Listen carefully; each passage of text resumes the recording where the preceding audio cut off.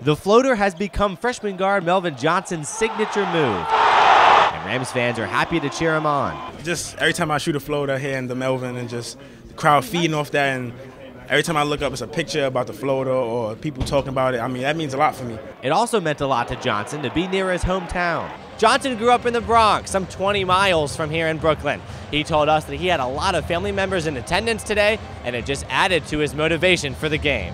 Just to see people I grew up with and, you know, my family, you see them all out there. I mean, you get up for kind of games like this. And there were about 50 people there to support him. I seen a lot of familiar faces in the crowd. I mean, that was definitely warming. Johnson finished with 12 points tonight in VCU's quarterfinal win over St. Joseph's. It's the 11th time this season that Johnson has scored in double figures. We have a lot of guys that can step up. You know, we have Melvin Johnson that he can go at any time, and the young guy stepped up when we got in foul trouble. I'm just proud of Melvin. You know, he's been doing that all season.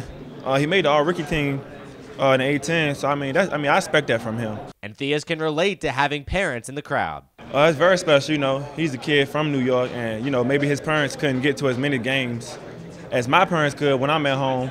So, you know, just for us to have this tournament in Brooklyn and for him to have the success he did tonight, I'm just proud of him, proud to see that he get to play in front of his family and friends. It's obvious Johnson likes the feel of New York from how he talks and that smile of his. I try to get my accent back, my little swagger back, because when you're out there, you know, they country or whatever. But I mean, it's just great to be home. He told us he isn't going home while he's here. He said it's all basketball this weekend. In Brooklyn, I'm Tommy Lopez, RamsReview.com.